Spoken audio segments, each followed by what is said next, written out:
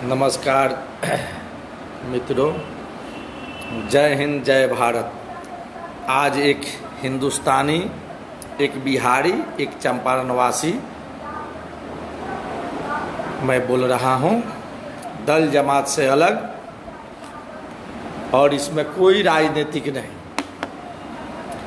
मैं सबसे पहले हिंदुस्तान के जितने भी, चाहे कोई भी अंग हो, सरकारी कर्मचारी, मैं वो लोगों से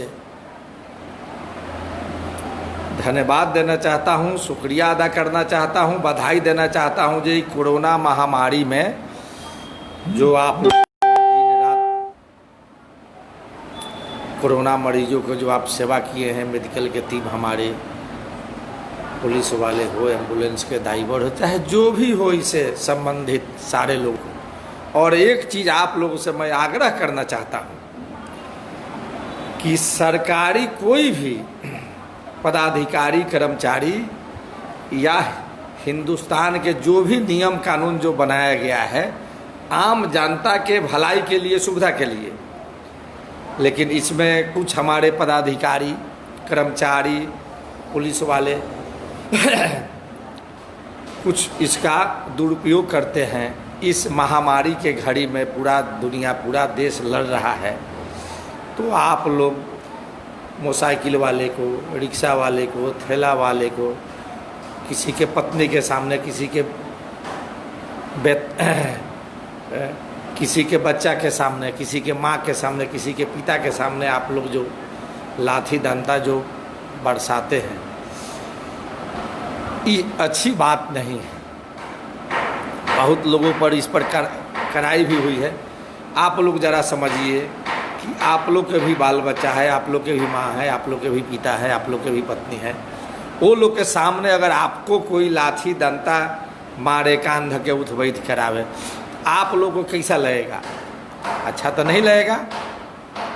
इसीलिए आप लोग पब्लिक के सेवा के लिए आप लोग को सरकार बनाया है। पब्लिक के मेहनत के कमीनी से, टैक्स से आप लोग को तनख्वाह दिया जाता है। तो आप लोग को कोई भी सरकारी कर्मचारी, कोई भी पदाधिकारी, बड़ा पदाधिकारी हो या छोटा पदाधिकारी हो, आप लोग को पब्लिक के भलाई के लिए बनाया गया है। और इसमें क्या हो रहा है, इस महामारी के घड़ी में आज क्या हो रहा है, हमारे हिंदुस्तान में लॉकडाउन जो लगा, हमारे देश के प्रधानमंत्री हाथ जोड़े, जो सिर्फ 21 दिन, इसी तरह वह कहते हैं जो मित्रों हमको 50 दिन समय चाहिए, इसमें 21 दिन मांगे।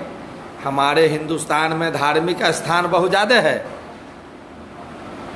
और इसमें हर एक समय, हर एक महीना में लाखों लोग जाते हैं इसमें अपने परिवार के साथ है, तीर्थ धाम घूमने, दर्शन करने।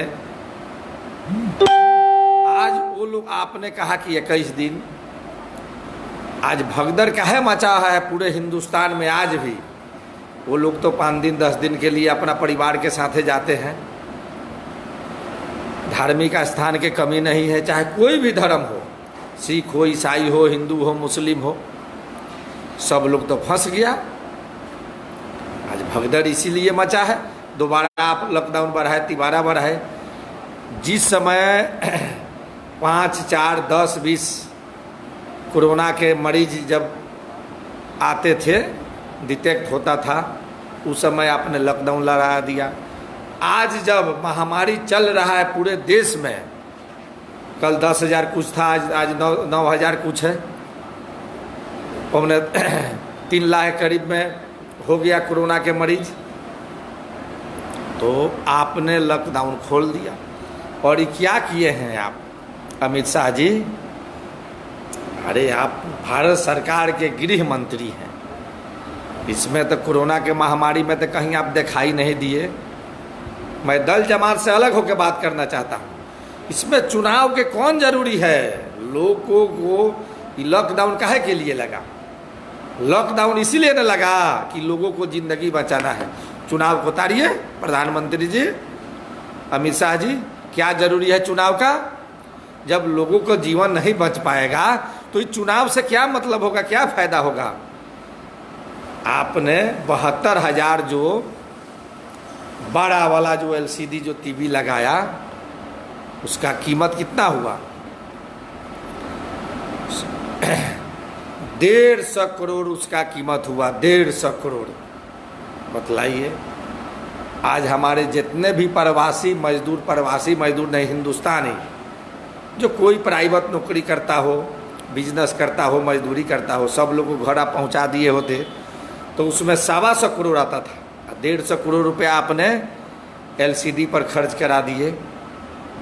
मैं एक हिंदुस्तानी की तरह, एक हिंदुस्तानी की मैं बात कर रहा हूँ, कोई राजनीतिक नहीं कर रहा हूँ। कोई ज़रूरत नहीं है इसमें, आपका कोई ज़रूरत नहीं है चुनाव का। सारा देश के जितने भी राज्य के मुख्यमंत्री है सब लोगों ने निकला, नीतीश जी आपने नहीं निकला। अब जनता जाग चुकी है, दल जमात कोई हो, अब जनता जाग चुकी है, जनता अब चल दी है, जनता आ रही है। सरकार अब गद्दी खाली करे, जनता अब जाग गई है, जान गई है, सरकार गद्दी खाली करे।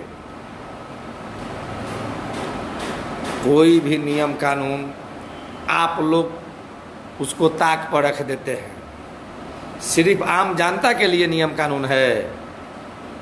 लॉकडाउन का पालन सिर्फ जनता करे, आप लोग नहीं करिएगा। आप लोग आज क्या हो रहा है बतलाइए। चाइना, जब चाइना के हमारे देश से जब मैंने वो हमारे देश को कुछ अंग को, कुछ भूमि को कब्जा कर लिया है तो उससे कीट मंगाने का क्या ज़रूरत है, उसे व्यापार करने क्या जरूरी है।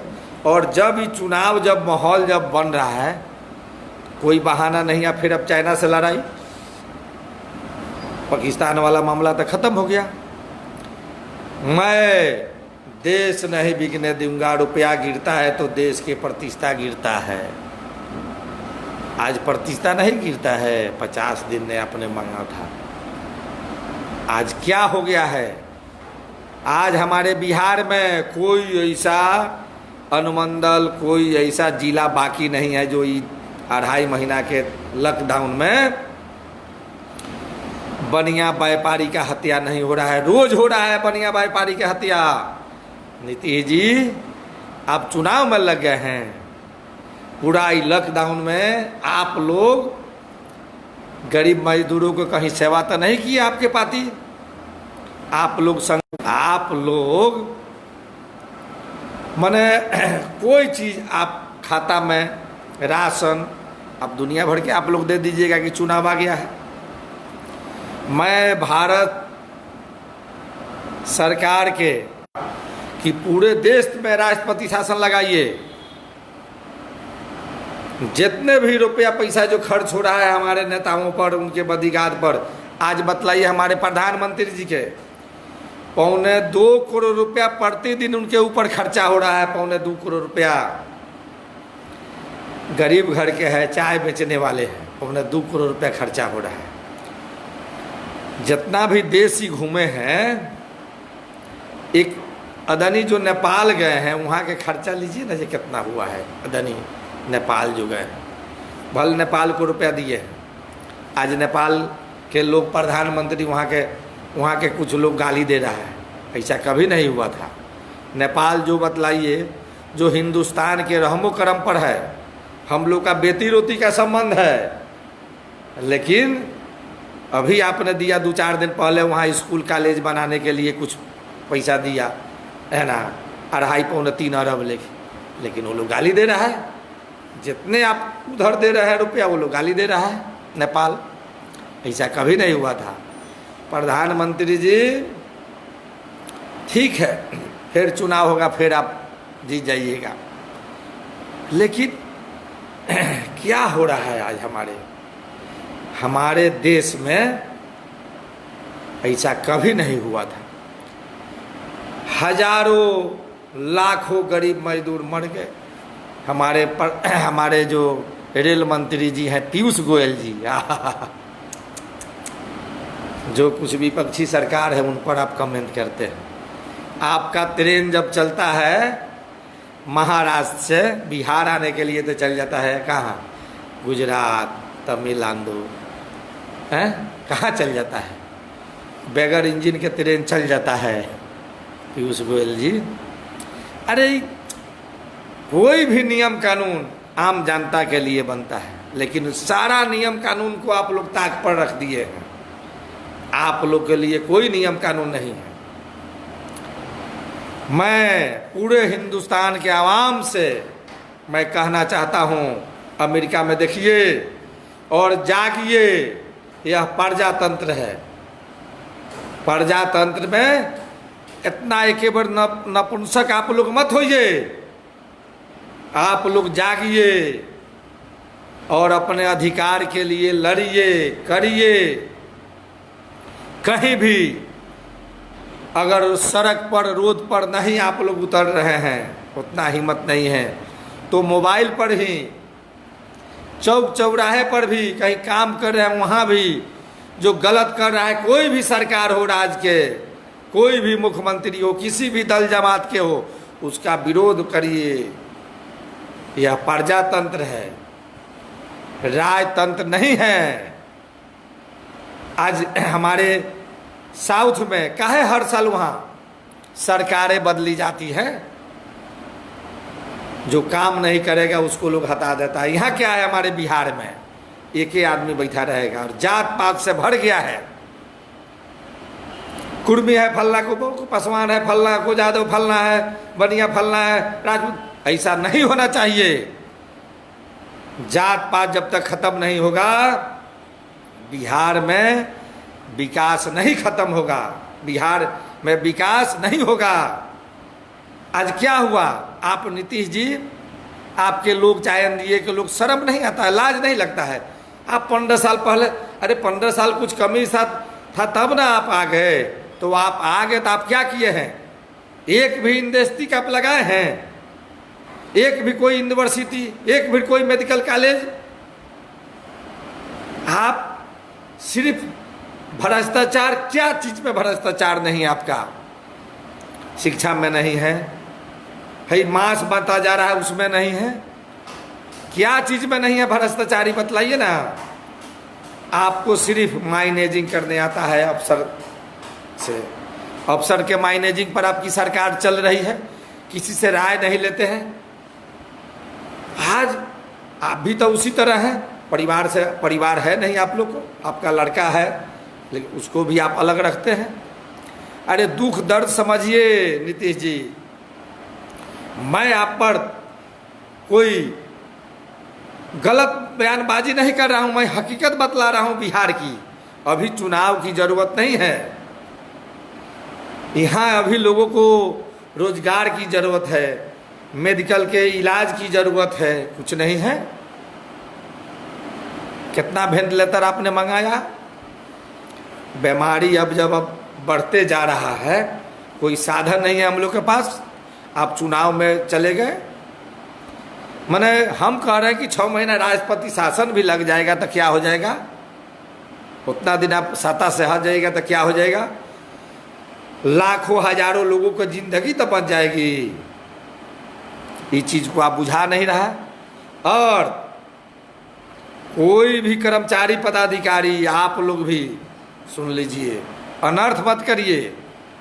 आप लोग लूटने का काम प्रयास कम करिए, लोगों को, आम पब्लिक को तंग करना कम करिए। आपका भी बाल बच्चा है, इसी तरह आपको भी लोग तंग करता होगा। पूरा कोई भी सरकारी कार्यालय हो, भ्रष्टाचार के गंगोत्री बह रही है, चरम सीमा पर है। अफसरशाही, अरे किसी भाजपा जदयू के जो हैं वो लोग के, जब जिनकी सरकार है वो लोग भी तो कहीं फ़ोन करके देख ले, किसी भी मजदूर, किसी भी गरीब, किसी भी दुखिया को कोई काम वो लोग फ्री में करा ले। कोई सरकारी ऑफिस में जाके, चाहे ब्लॉक में हो, अनुमंडल में हो, थाना में हो, कोई फ्री तक कोई काम करा ले हो, शिक्षा विभाग में हो, इंजीनियरिंग विभाग में हो, कोई ठेकेदारी, कोई भी काम फ्री में तो कोई करा ले, भाजपा और जदयू के जिनकी सरकार है। ऐसा नहीं है। नेपाल में राजतंत्र था, उतना वहाँ भी उतना हिटलरशाही और उतना भी वहाँ पदाधिकारी नहीं वहाँ करते थे जितना हमारे बिहार के पदाधिकारी कर्मचारी कर रहे हैं आज। अब जनता चल दी है, जनता आ गई है, सरकार को गद्दी खाली करना होगा। जनता अब जागरूक हो चुकी है। और मेरा फिर आपसे आग्रह है भारत सरकार से, राष्ट्रपति महोदय से, हमारे न्यायालय, आहा, अरे आप पूरा हिंदुस्तान के आप लोग जिनको भगवान का दूसरा रूप माना गया है न्यायालय, आप लोग भी कुछ नहीं कर पा रहे हैं। अरे पूछो तो करिए आप लोग। इतना भ्रष्टाचार बढ़ गया है न्यायपालिका में कि बगैर चढ़ावे के वहाँ भी कोई डिग्री हासिल नहीं होता है। और आप लोग मुख्य दर्शक मत बनिए। सुप्रीम कोर्ट, हाई कोर्ट, आज क्या हो रहा है, कुछ तो करिए। भगवान का दूसरा रूप आप लोग है। बहुत आशा उम्मीद आप लोग के हिंदुस्तान के आम जनता के है, लेकिन उस पर आप लोग अब खड़ा नहीं उतर रहे हैं। कोई अंगली नहीं उठाता था हमारे हिंदुस्तान के न्यायपालिका पर। लेकिन दुख और दर्द से मैं कह रहा हूँ, मैं एक हिंदुस्तानी की बात, मैं एक हिंदुस्तानी की आवाज़ मैं बोल रहा हूँ। और रोकिए इस चीज़ को, आप लोग भी चुनाव को, इसको रोकिए। चुनाव कोई ज़रूरी नहीं है अभी। किसी भी राज्य में लोगों को जीवन बचाइए।